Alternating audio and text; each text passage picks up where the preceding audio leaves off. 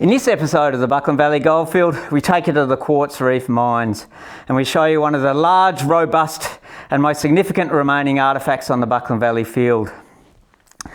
But we also delve deeper into the hills and we show you some of the more subtle and vulnerable artefacts that have managed to survive over 130 years. If you enjoy this episode, please like, share and subscribe. And as always, please leave a comment. I do hope you enjoyed this episode and we'll see you real soon. Cheerio.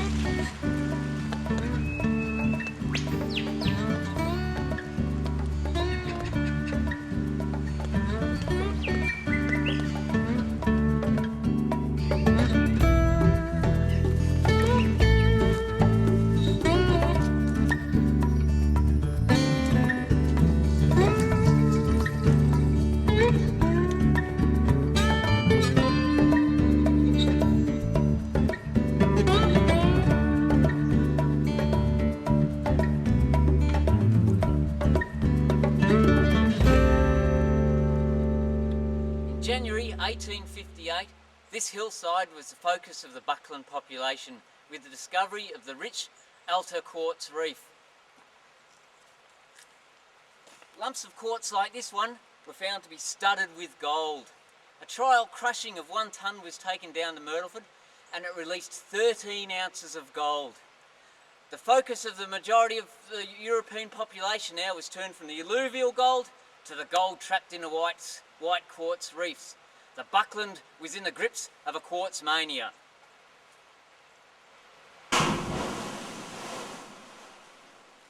Now with this first rich crushing from the alto reef, this hillside became a hive of activity. Some 35 men were engaged doing numerous works about this place, and they included cutting roads into the mine, laying a bridge over the right branch of the Buckland River, erecting tramways, flumes, cutting water races, and the biggest thing they did was to prepare a site for a quartz crushing machine.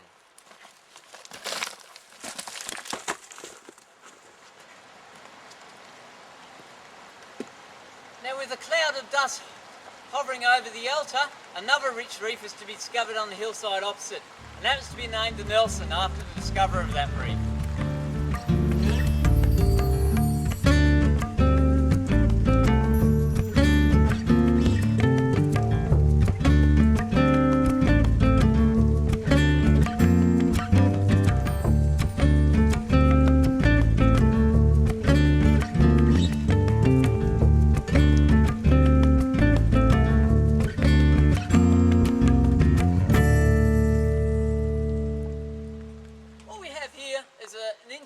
Cornish boiler that drove a stamp battery for the Nelson Reef in about the 1890s. Over the years, various parties set up numerous crushing machines at both the Nelson and alto reefs. Some were driven by large overshot water wheels and others driven by steam. Back in 1858, Henry Morgan was one of the principal shareholders in the alto reef, and he erected one of the first crushing machines there, and he writes about it in his diary. It was in November 1858 on the 27th. In the morning, fired the boiler, and at 2:30, the whistle sounded loud and long. All the alluvial miners down on the Buckland River would have stopped rocking their cradles and held their shovels still as they turned towards Nelson Creek as the first steam whistle on the Upper Ovens goldfields was released. There would have been much talking around campfires and in the hotels on the Buckland River about the future of gold mining in this valley.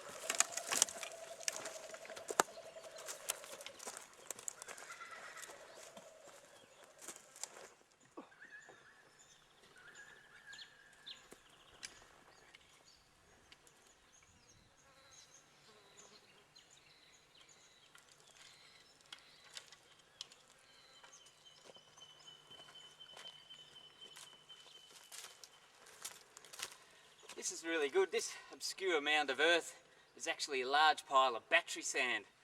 And this is all the sand that was left over from a large battery. What we've got here, we can tell it's battery sand. It's got just, it's a fairly finish, coarsish sand. And this was all screened through the front screens of the mortar box of the battery. And this is all stockpiled here, probably to treat later on. They're probably hoping that even this had a little bit of gold in it. But it obviously hasn't, because they've left it here.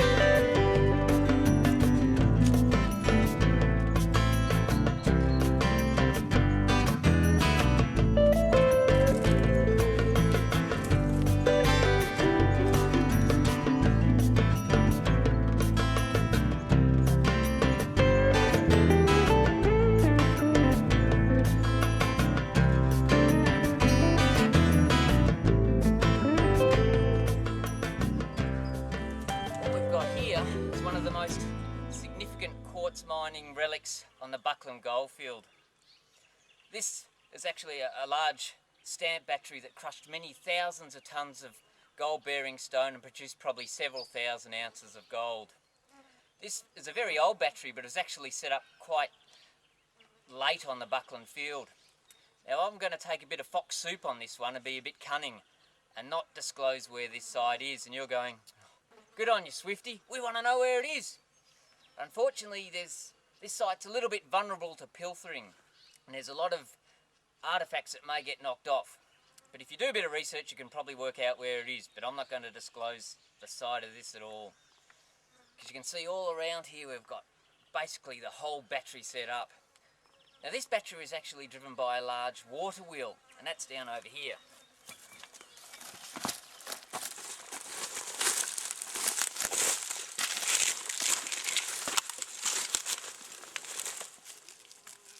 We're actually in the water wheel pit now, and this would have been a very damp place 100 years ago.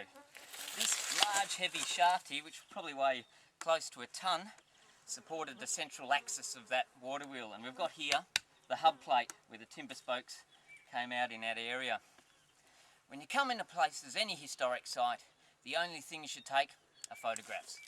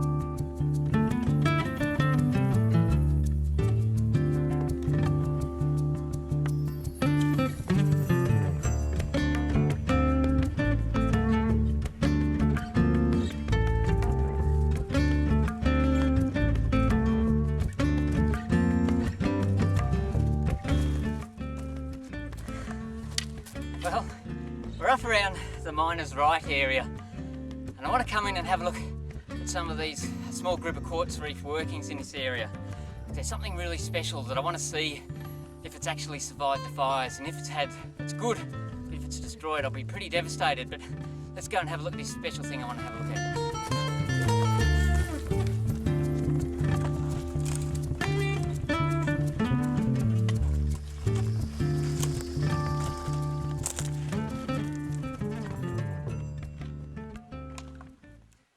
great. It's still here. We're at a little Quartz Reef working here, and this is a nice flat benched out area. Now you don't usually get benching out area this big unless there's been something here. And about this site there's bits of metal lying around here and here, so something's been here. We've also got remnant sort of depressions here where there've probably been posts, and there's another one over here. There's more metalwork here, just here. So there's been some sort of structure here. We've also got the remains of what looks like a forge. We've got a tramway heading off down here, but this is what I wanted to show you. It's over in here.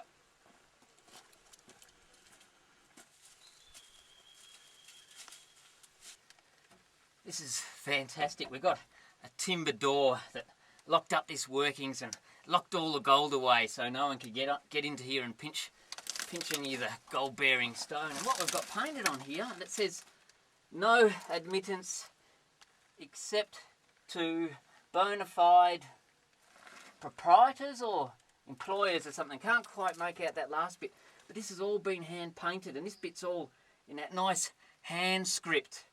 Fantastic. Secured all the gold.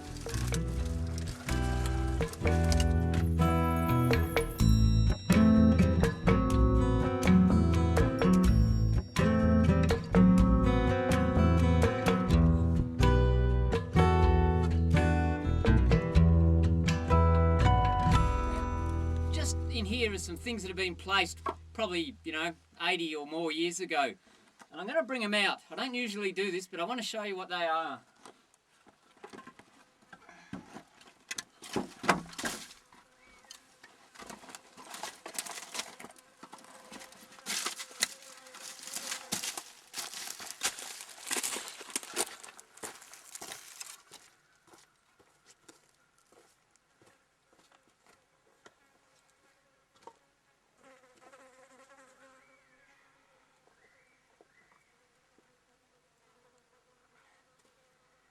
Come over here and have a look. This is fantastic. This is well preserved timber because it's been stored in that dried little tunnel back there behind that door. Now these workings have probably worked around the early 1900s, so it's relatively recent, probably only 80 or 90 years old. But what we've got here, I mentioned before, this big flat area where it looked like something was built. Well, it was probably a device called a whip. Now a whip was used for hauling stone up via a bucket from a shaft in the workings, and there's a collapsed shaft back in there. So what this device is probably set up somewhere around here. At one end was a bucket that went up and down the shaft. Attached to that was a manila or hemp rope, and that ran around this pulley wheel, and at the other end there was probably a horse that actually walked back down the track, and as it walked down the track it pulled up the bucket in the shaft around this what was once a pulley wheel. We haven't got it all, we've only got a little bit of it left here, but still we've got a significant portion. So there's a fair old diameter of this timber wheel, and there's a lot of work that went into this. You can see here, this was all hand cut, and they've dressed all these beautiful round curves in it, and they've put a lot of work into this. This has probably taken them days to cut. And we can see here this intricate little curve that goes through here. This is all carefully chiselled out, and this is where the rope ran around. And we've got the flanges there to stop the rope jumping off as the horse pulled the buckets up. Fantastic. And we've got all these little nice little mortise joints here where they've probably had some other fastening timber like spokes and a central axle or hub, which is, I can't see it around here, it's probably around somewhere, but brilliant. You very rarely see things like this, and this is quite exciting. Oh yes, I'll put this away, but we'll just get some photos of it first.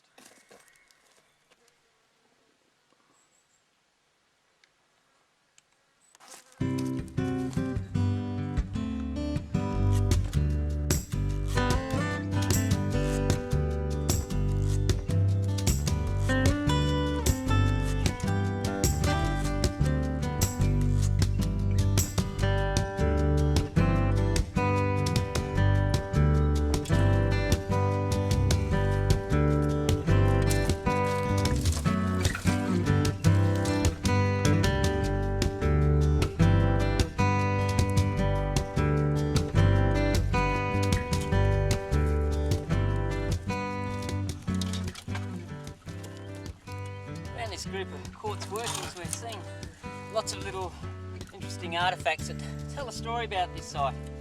We saw that whip shaft gear earlier. This is probably a very similar sort of bucket that would have been used on it. They would have hooked the rope to there and pulled up their gold bearing stone on this. This has all been blacksmith made, of course. The actual bucket's rusted away, but it's still obvious what it is. It's a doozy.